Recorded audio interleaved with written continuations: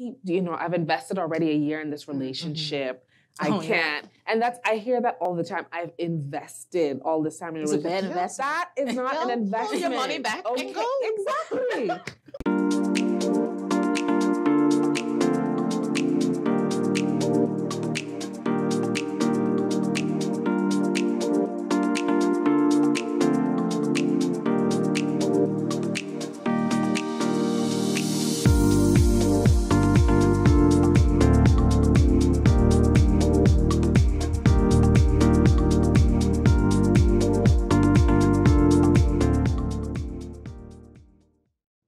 Welcome back to another episode of Let's Get Candid. I'm your host, Ziggy, with my amazing co-host. I'm your girl, Lori. And as you can see, we're setting the scene for tonight. You can see a lot of wine glasses going around. You might be wondering what we're going to be talking about today. But before we get into that, I want to introduce our amazing guest, Mrs. Jena Janse. Janse. I was scared I was going to... It's fine. So, you already introduced my name, but I am Turks and Caicos Islander, a businesswoman, an author, life coach, and best of all, a mama. Love it. Yes. All right. So what are we talking about today, Loren? So it's funny that you mentioned you being an author as one of the top things first. Yeah. And reason why I say this is because your book that you wrote, Ring Ready, which both myself and Ziggy have read. Love it. Because we're trying to get ring ready. We try to get there. Good. Right? So Yes. the conversation that we're going to have today is looking primarily at relationships. Once you're in it, navigating relationships, and then getting to that point of marriage and navigating how you go about marriage in a effective way that's great for you and your partner, Because like she said, we're trying out here in these streets. We're available, but, not too available, but We're working on ourselves. Yes. I know So, what you mean. what the hope is out of this episode is that we're going to get a little deeper into, how we might be approaching relationships wrong, or even how we can be approaching relationships that are more effective to us, and really and truly how things have changed in this and the day whole and age. dating, especially in Turks and Caicos, it's very, Yeah. we don't get to that, but, it's very something. And it's interesting because things are not how they used to be back when our parents were dating, or when our grandparents were dating. We've got different things going on. Like you said, you're a career woman. So figuring out how to balance all these different things you do whilst also balancing a household and a marriage. It's hard. So It's hard. It sounds like hard work. I think the thing is nowadays there are just so many more distractions that, never used to exist. Of course, they had their own distractions back in the day, but so many more distractions now. And personally, I think that the most important part of preparing for a relationship or getting to that step is there's a lot of self-work. Yeah. And people think that when you think about a relationship or I want to meet someone, it's time to pursue, or it's always this two people thing because you're looking for someone, but there's so much self-work involved in it. And I really would start there with identifying yourself, understanding yourself, knowing what you want,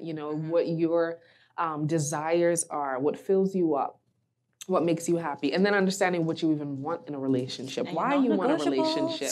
Yes, the non-negotiables, So there's so many things to dive into when we discuss the subject of how do we even find the right one. But before that, I would say the self-work, who am I?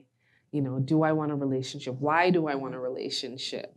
And if the answers to those questions make sense, if they are because you are really ready and you genuinely want to make someone better, then it's a good time to start, And pursue. Yeah, pursuing. And then before you do that, you got to figure out what exactly you want. But there's so much self-work to do before you even get to that stage. Well, good thing I started early. And it's funny because that's something that Ziggy and I talk about a lot on the show, looking back at what we've done, reflecting and everything like that. So I think this conversation is definitely going to be one that's going to be super interesting. Maybe take some little nuggets and, maybe my future husband will be flying somewhere coming along down the line. You never know. He's out there. He's out there for sure. Yeah, he's somewhere. I just don't know where.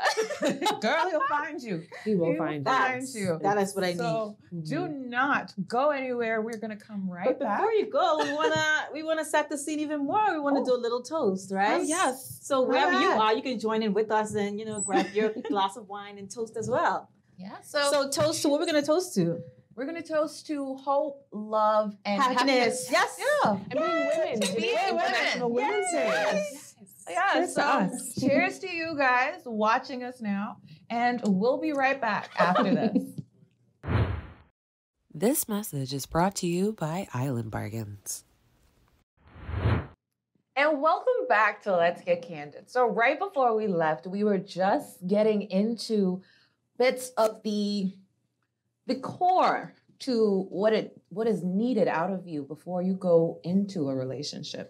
Jenna brought up a very good point. It takes self-work. It takes looking at yourself and thinking, okay, so am I ready for this? Am I willing to do the work that's needed with myself and then be willing to do the work with someone else too? While they do their work on themselves. It's always a process, right? Yeah. So just to start getting the ball rolling, I have to ask, ladies, would you marry yourself? Interesting, of course. But I'm gonna go last. on a much realer note, would I marry myself? I think for me, I know who I am deep down at my core, and because I know that, I would definitely want to marry myself. But I think also, as I work through my whole vulnerability kind of phase in my life, if you can call it that, I think that, I always say that vulnerability, it bridges that gap where you can be able to connect with people. So for me, while I'm trying to work through vulnerability, it might be hard for someone else because they might feel like, what is next? I want to see more, but then for me, it's more at a pace before I can get you to that place. So, I would definitely marry myself actually, but I'm working on myself now so that I can be better for whoever I'm going to date or be in a relationship or married to. So, right now, I would definitely marry myself across all boards, as I keep saying, but I'm working on myself. So the qualities you want in a partner, you currently possess them. Yes. Is what you're saying. Definitely. Okay. Yeah. But I just need to do work on certain areas in my life so that I feel like when the person comes in, they feel like they're really included in my life. And it's not like this segregation, you're like over this way here. Okay. So that's good. I think for myself, I agree where, Jenna had mentioned you have the qualities you would want in someone else. I think I do have the qualities I'd want in someone else, But also, I think if I was somebody marrying me, I know that a challenge for them would be how busy I can be. For me, I am someone who I rarely say no when it comes to people asking me, Loren, can you help with this? Loren, can you do this? So my calendar, it'll be totally open come Sunday. But by the time Monday reaches, I've got things to do every single day, and I'm currently in the process of figuring out that balance and figuring out, okay, so let me prioritize things. And I think for myself, if I had to be in a relationship right now, I would make it a priority for me to make sure that person feels like I've given them the amount of attention that they deserve, But it would be a challenge to get used to for somebody else if they're not already used to that, Especially if they're not busy like you too, because then it's going to be like, Loren, where are you? I disappear for 5 hours at a time, and it's because we're filming, and it's just like, I'm filming. It's like, are you really? It's like, I'm just trying to be rich in the future, please. Exactly. So you might be for a guy that also is busy or someone who has a lot going on for themselves, So, but what I like about what both of you said is you both identified challenges, without just saying, I'm perfect, It's nice that you both identified challenges because you know that there are opportunities to work on it and grow from it. So I think that's super cool. And that means that you're already in the right direction with the self-work and wanting to become the best versions of yourself. And you're ready to make changes so that the person that you do end up with feels included and like a priority. So I think that's super cool. Would I marry myself? the question is, did you marry yourself? True. I did not. But I mean, I'd be really annoying to be married to. So. But the qualities that I wanted in my partner, yes, I do possess that. You know, I wanted some simple things. I wanted someone who was not jealous, someone who was kind, someone who was well-traveled. Randomly, that was actually on my list. And someone who was ambitious and driven, but all of those things I am. So while I do possess those qualities, you know, he is my complete opposite, which is great. I can be challenging as well. So, you know, we're the challenging burn down. Exactly. So we complement each other, and we're, you know, opposites, which is great because opposites attract. But yeah, it's so important for us to evaluate ourselves prior to dating, and then to reevaluate ourselves once we're in a relationship and then in a marriage. Because sometimes people do get comfortable, and that question is such a good question for me to ask, even in, you know, in my 5th year of marriage, in my 10th year of marriage. Am I still someone that I would want to be married to? I think that is so, so powerful. And I never even thought about it because I wrote about it from the dating perspective. But now that I'm married, I think that, you know, on certain key anniversaries, I will look back and be like, do you want to stay married to yourself? If you were, you know, would you stay married to yourself? And it's a really good point of, reevaluating in perspective so that we can constantly want to be the person that, you know, each other fell in love with. So I love that. You know, and because that's I don't know, because it's like so interesting that you said that, because you know a lot of times we can get into a relationship and you get super comfortable and you just whatever, I have the person already, you know, what do I have to do it for? And so you get into that space, but also sometimes you might subconsciously not realize that you may chip away parts of yourself to fit in the narrative of maybe what your partner wants now, because you know as you evolve, you know, you might want something different, and you're like, well, maybe he is evolving to want something that I'm not. And then you say, well, okay, what's wrong with me? What do I need to do? And then you know, things go crazy after that. But yeah, I think that's something. For me, what I picked out of what you said was, you know, you talked about having to ask yourself that, you know, after a certain amount of years. And it's something we've talked about before in our group chat, the infamous Let's Get Candid group chat. I think this group chat need to get famous now, because we should start posting the things. Probably not. Like it. I like it. But in our group chat, you know, we've spoken before about how in relationships and especially in marriage, you know, you're dealing with different people over time. I can be married to this one human, right? But they can be different persons as you go through the years. So I think having that sort of, I guess you can say, a checkup on yourself where it's like, okay, I've grown. And you're supposed to grow within years, and you're supposed to change. You can't just be the exact same person you were in 2020 as you are now in 2022, you know? But I think you should really reflect on it and be like, okay, so am I still meeting the mark of being the kind of person I would want someone else to be with, or I would want to be with myself, you know? Exactly. And I'm glad you mentioned growth. To me, I love that word when it comes to relationships. I believe when I look at relationships, I believe that everything around me within relationships should flourish. So I always look at it from a point of growth. I want to grow, but everything around me should be growing too. So if my husband is worse off, you know, as a whole, after 5 years of being in a relationship with me, that speaks to me and my environment of growth and change. To me, something is wrong if everyone around you is stagnant or dying, you know, emotionally, but you're growing. So I like to draining them. Right. Exactly. So sometimes I see, and you know, sometimes people are in narcissistic relationships. When I see one person thinking like, oh, everyone else is the problem, you know, I'm great, I'm growing, I'm doing this, but then everyone else in their life is like, you know, stagnant. To me, it's like, well, you should look at what you're doing. So I just typically, in my relationship, not just with my spouse, but with my daughter. And you can clearly see it when you have a toddler, because they're constantly growing and thriving and new words and all that. And, you know, you can see them growing healthily and happily. But you should see the same in your spouse. You know, my husband and I have regular talks about how he's growing and how can I help him? Maybe I should recommend a book. Maybe I should, or it might just be, making sure he has his PS5 or whatever.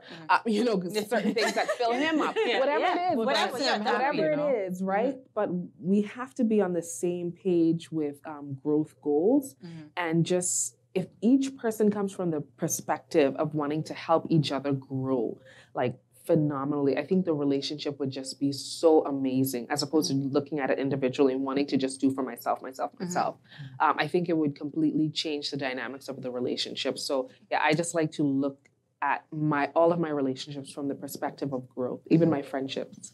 It's interesting because, a lot of times, so I know I can really definitely, when we go to this point of, you date someone and you be like, there was the problem. 99% of the time they're always the problem. But, when you do have that look, you might find maybe and you might feel like it's not that big of a deal, but sometimes you might find that one little thing. Because I like to do that too. I'd be like, okay, it wasn't me. I know it wasn't me, but sometimes it'd be clearly not me. But right, evidently, it was not me. But there's just this one little thing. Yeah, and then you go back and you're like, okay, maybe I didn't do this. Maybe I didn't say this. Maybe I said this a different way.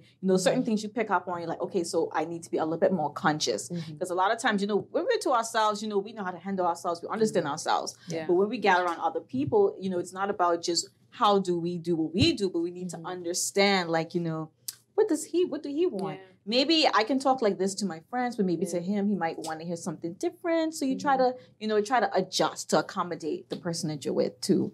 And then, like you said about growth as well, like a lot of times I think we go into relationships and it's kind of like, I want what I want. And I think I might be guilty a little bit for that. But, it's like, what do I want? What do I want? This is what I want. But not always looking at what can I do for the other person? Because if the person isn't growing, obviously, there is something that's going wrong in the situation. Yeah.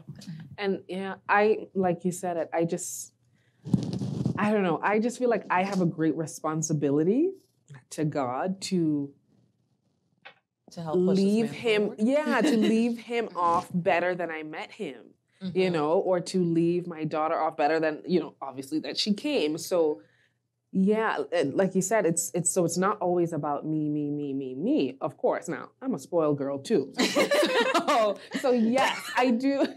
And I think he too. That same energy back. Yes. So there are many things that I want and I won't compromise on. But at the same time, in the grand scope of the relationship, I still, like, a high priority for me is just seeing growth. Like, I genuinely want to, see my husband in 10 years. He should be, like, way better than when we first met, like in his communication, how he deals with the relationship, how he deals with things at work. Yeah. Like, he'll come and tell me, or if he had, if something happened at work, and I'd be like, what did you say? Like, how you spoke to them, to dissect it, just to see, to see how can I help the situation. Maybe the communication wasn't there. And he does the same thing for me. He makes me better every single day. Like, we are so much better today than we were a few years ago. So yeah, it's just wanting to do that, just having a desire to not just build yourself, but to just make everything around you a little bit better.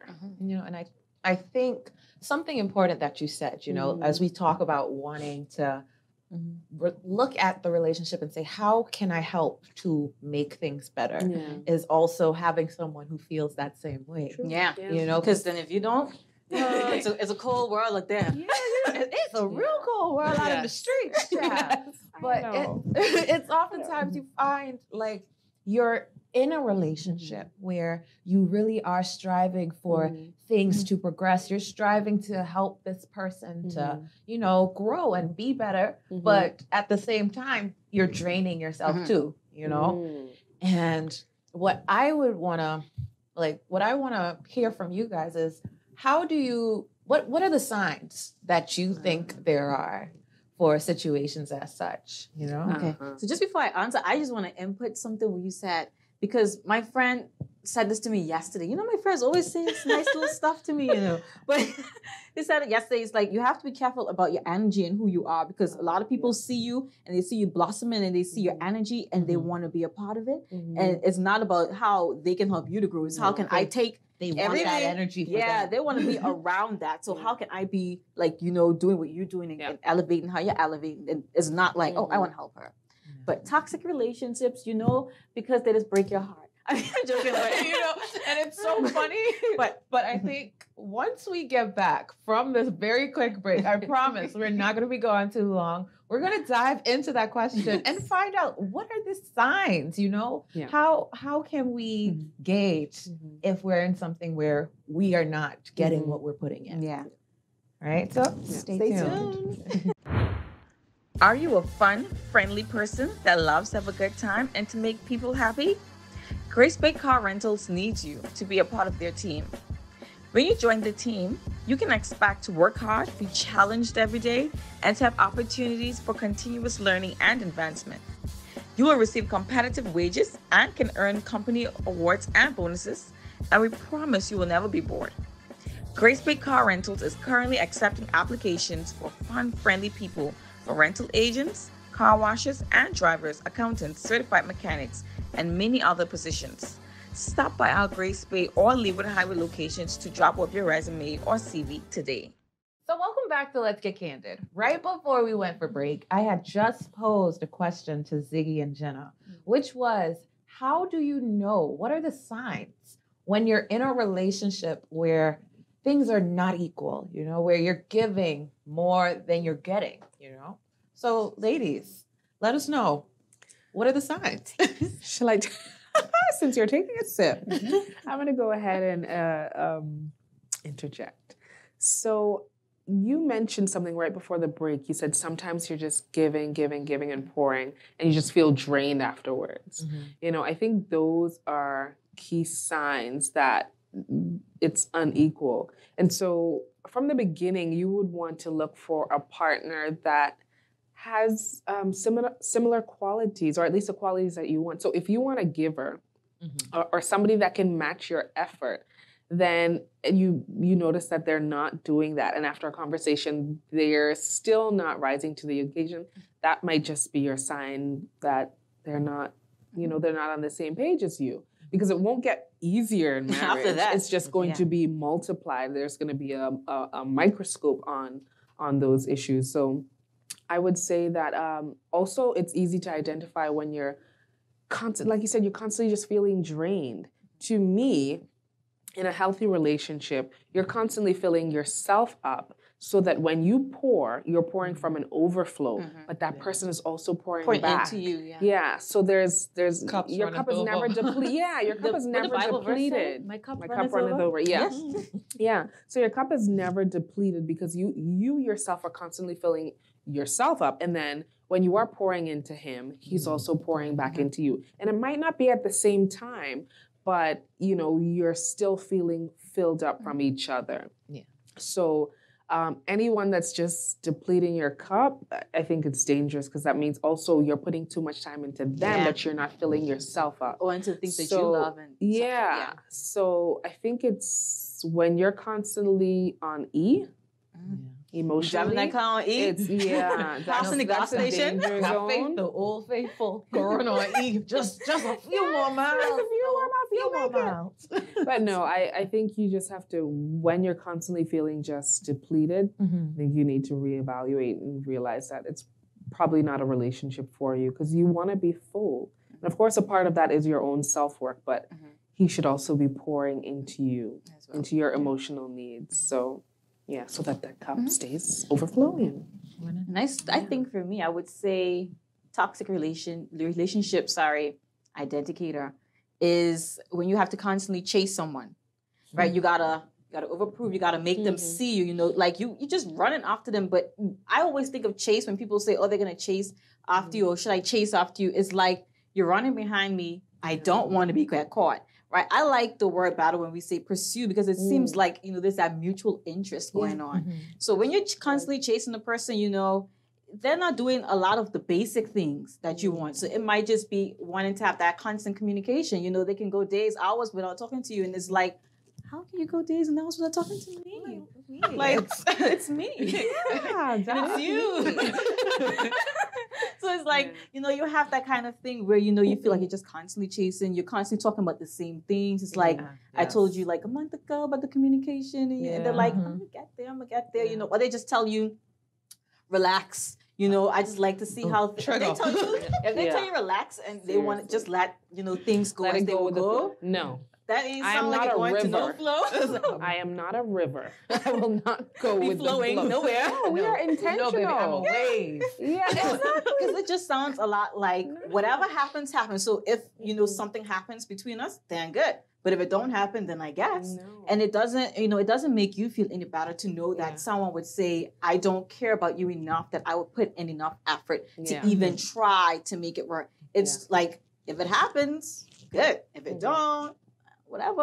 I'm a two-step out of here. For me, I would say a sign, and I've experienced this before, where it's you start thinking about whether your life would be better if you weren't there. You know? Yeah. Because I think you don't really have those thoughts when you're feeling fulfilled where you're at, you know? That's true. And even if you were to have those thoughts while you're feeling fulfilled, there's usually some other thought that comes in. It's like, please, no, this is great. Where I'm at is wonderful. I love it here. Yes. I love it here. I vacation here. Yes.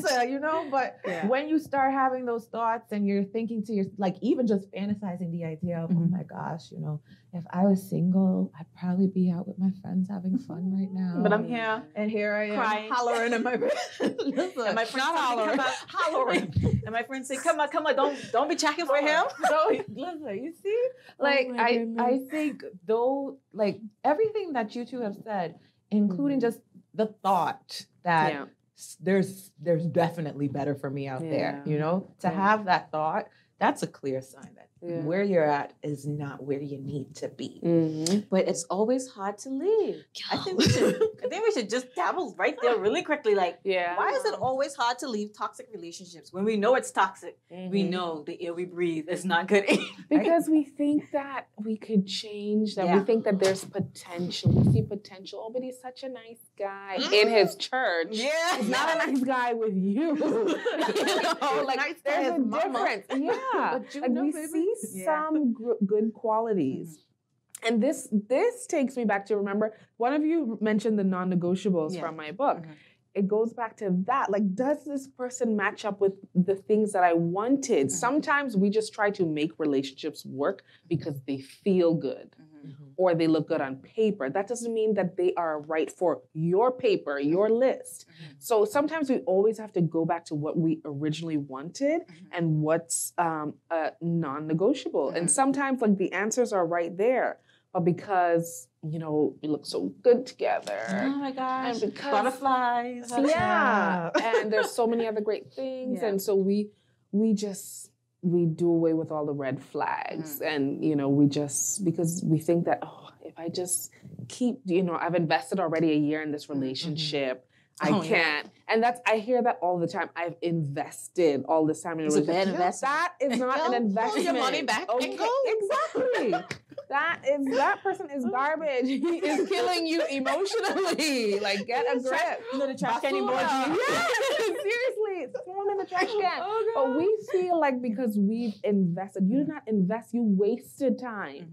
So it's, as women, we think, oh, well, let me just put some more time into this since I've invested so much time. When really, cut your losses. There's so many. Seriously, cut your losses and go. You can do so much better. But we typically get into fix-it mode and, we think that we can fix the problems or that we can change people. We cannot.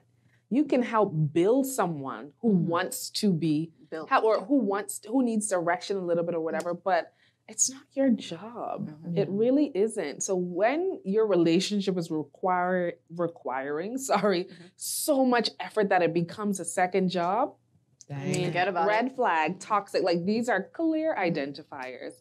And then when the relationships also become physically like just detrimental in so many different areas. Yeah. You're broker than you've ever been because you lend them money for rent and stuff, or you're just helping to keep up with his lifestyle. Yeah.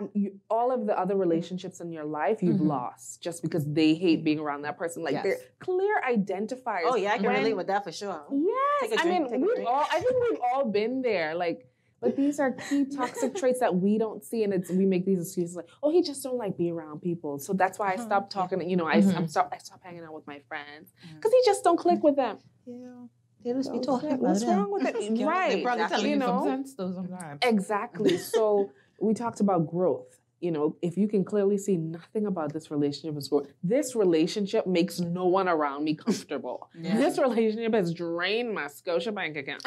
Like this relationship has caused me to be in issues with my job. I'm constantly late.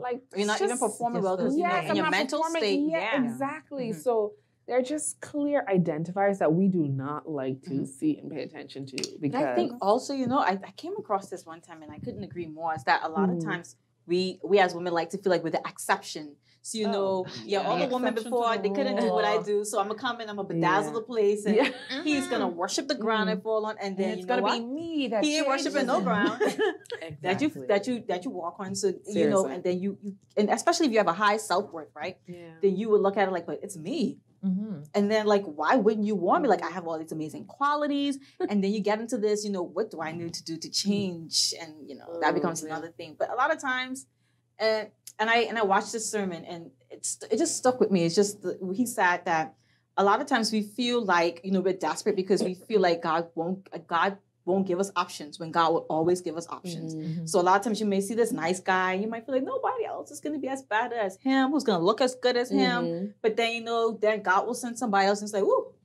child, please, where do I go?" You said something that stuck out to me where, you know, when you're in a relationship with somebody and you know you the it's and it's like, it's me. Why are you not behaving sensibly? This is you see what you have, right? And we got going on here. I've seen it before. I've even experienced it myself where you feel like that, but then you get caught up in the idea of it's me. Why aren't you doing it? Because it's me. Why? Yeah. And that sinks you in deeper, you know, because then you start feeling like, okay, maybe I'm doing something wrong here. Yeah. And then the thoughts that start going into your head where it's like, okay, well, you know, he stuck with me through the brokenness he put me through. He stuck with me through me struggling at this job that I always struggle at because he's stressing me out. He's the problem. He held me down. He held me down. He had you pinned down. You had emotionally pinned down. Crazy. You start thinking to yourself, like, you know, he's really here for me. How can I leave him? Because this is somebody who is down for me. And I met his mom. She loves me. Oh, Lord, don't trust his mom. Never. Parents love everybody that you bring to them. Because everybody's my daughter-in-law. Yes, exactly. Do not trust a beautiful girl. And if you go to church, then they love you. Beautiful, you go to church. You beautiful. Wow, the options are endless. Don't trust them. And I like to always, you know, you will always be my daughter-in-law, you know, no matter what. I wish you would just settle down with you, you know. That's a scam. It is. When they call you and say, oh, so-and-so having a rough time, Ziggy, I think you should give him a call. Don't you call that man. Yeah, don't listen to his mother. No. Yeah. The mothers, they be playing. Yeah. The minute you're about to break up with a toxic relationship, he always comes to, oh, my mom misses you. Oh, yeah, they come and try like future. Like, I saw the quarterback make a play, and I remember when we used to play. No, for real. Whenever they see you, like, you know, whenever they see you basically moving on, then they're like, wait, I lose my control. Seriously. Let me swing the block back again. And, you know, for a week or two, I'm going to just all that nice she's stuff. Still a little silly. Yeah. That's what they say. Just a little silly. Just hop in the car. You know, they just call it a remix. Oh, really? A remix. Let me change the song up. Let's see if we can do the same song. Oh, right.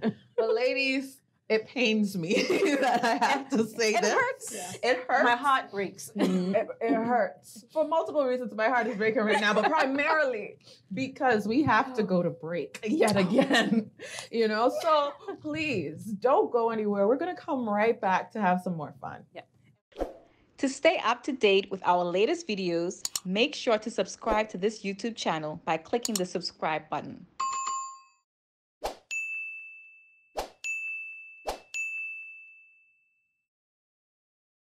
So we just wrapped up talking about toxic relationships. How do you know you're in one, and run for your life if you are? So, but now we're back and we're going to get to a fun part of the show where we do a what you know about me, because you don't always know what you think you know about people. So we're going to take one out and everyone would answer the same question. So since you're our guest, we will allow you to start first. Pick nicely. Cool. I know, right? I'm kind of scared now. Girl, we don't even write those questions. Let's do. Oh, well, I can't answer this question. Question is, are you ready to commit to a long-term relationship? So obviously I have. I'm sorry. I have. So I don't know. I feel like you should pick another one. I feel so too. Yeah, So pick another one, girl. It won't be fair. It's not gonna be fair because I want to hear what you have to say. Let me dig. But clearly you're ready for one, aren't you? Yes. What is your favorite non-physical attribute about yourself? Well, while my answers just run into my head, let me just get this. Yes, go. I know what I mine would is, definitely say my ability to empathize with others. You know, I can put myself into someone's situation and really understand it. But also, I just like to understand things. So, like, I would ask like a lot of questions because I really want to know, like, how does it make you feel? But why do you feel that way? Could it be something from the past? You know, are you worried about the future? Like, I really want to dig deep and understand. So I think for me, it's my ability to just put myself in someone's position and really feel what they feel. And that allows me, I would say, you know, to be able to be there in a way that they would want me to be there for them. Nice. Yeah, that's good. I would like date it. myself, guys. She did herself. Sounds like you're a great candidate for dating. Did you hear that? All right. What about you, Jenna? You want to go? Sure. I guess my favorite non-physical attribute about myself is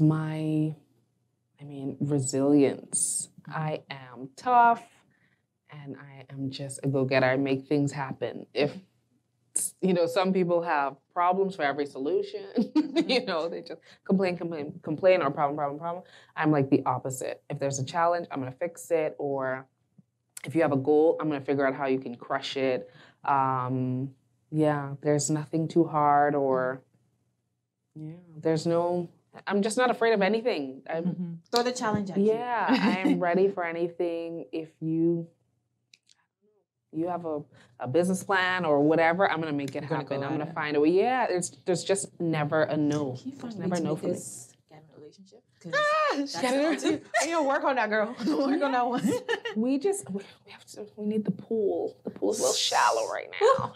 I'm willing to fly away from my green card. So I don't know that your answer is in the U.S., but who knows? But yeah, I don't mind the whole foreign. you know. But no, there are some great guys here too, though. There really are some great guys here. But I think you guys are definitely ready. It's just maybe getting out there, Loren. Yeah, time to be intentional and to not be afraid. Like, shoot your shot. I know some girls are just so scared. Like, you'd never be the first one to talk to a guy. And I think that's just bull crap. My sister always tells me that I'm crazy and that I'm just like, I have no filter. But I'll just go up to a random stranger. And I mean, I do it all the time. I'm like, hi, are you single? Are you single? I have some friends. Like, what do you do? Now I have some friends. Like, seriously, all the time. I set someone up like 2 weeks ago. Nice. Seriously. Okay, so Loren, to this random guy, at Beans and Leaves. So okay, Beans and Leaves, take a look.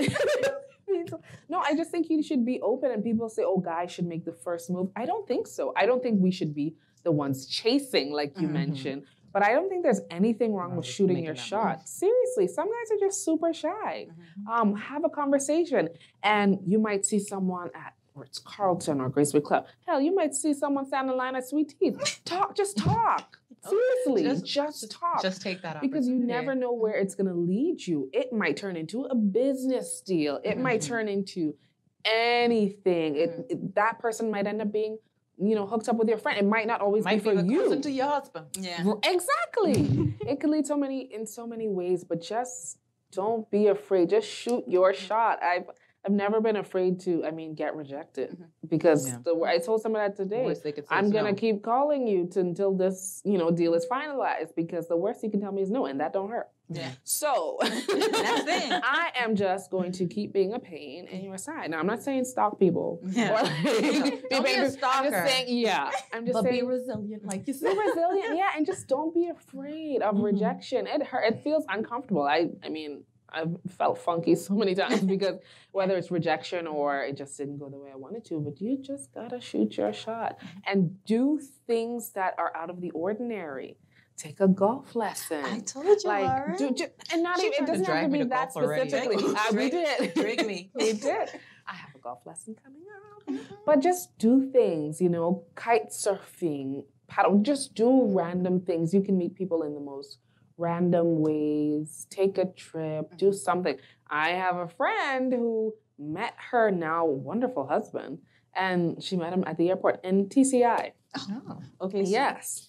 Anywhere at possible. The airport. Seriously, anywhere. The places that you less think that it would be. Seriously. Yeah. Sometimes we think we're going to meet him at work or in church in these perfectly put together environments. And it's not always like that. Sometimes it might be pumping gas in Miami, because of course you have to pump your own gas in Miami. But, someone might be at the next gas station. And you might be like, oh, I like your shirt. Where'd you get that? You don't really like them. You don't like their shirt. You just want to talk to them. Talk. You look so handsome. You should marry me.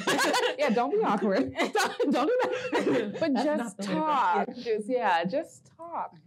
Actually, what is the book? There's a book on how to win friends and influence people. Yes, There's I've so seen that. many. Yeah, and then there's another book on how to make small talk. Like, invest in those tools because it can help in so many different avenues, whether it's business deals, new clients, friendship, whatever it is. It's great to meet people and to be able to have the confidence and small talk, and then be current too. Watch the news, know what's going on. Yeah. If somebody mentions like, the situation in Russia. Ukraine versus Russia. And you're like, huh? What's going on there? You have to be able to have a conversation. Exactly. Be cultured. Be aware. Do new things. Be diverse. Yeah. Be fun. Like, be you guys. You guys are this. Exactly. You guys are this. But, more women should do that. Just step outside the box. Exactly. And don't be afraid of the narrative, too. Yes, exactly. You write your own rules. Now, I will say, our producers might get mad at me if I don't answer the question. Which was, I'm going to deal with them later. My non-physical trait would be my ability to forgive. I think people knock down forgiveness a lot. And for me, I don't like to hold grudges. I enjoy peace. Good. And I think that helps me going forward. I don't like petty. I hate being petty. Really? Though I get tempted, and my friends will be like, Loren, you should have did this, and this. And it's like, no, I would just pray for them. But that's so nice. It's a nice way to be sometimes. It ain't always for the best, but I try. So, ladies, I have to say that this entire conversation honestly has been something that I feel was necessary and refreshing. It's happy to know that a married person has experienced what we're experiencing. So there's hope. There's hope for us, And what I want to do is challenge you guys watching this. Jena spoke about it at the very beginning, starting that self-work. You can't go into a relationship without already having that self-work in place if you want to be productive in it. So while we're gone, make sure that you are trying your hardest. Figure out what you can do to make yourself better. And run. And run if you're a some bad child. Run. We'll be here for you.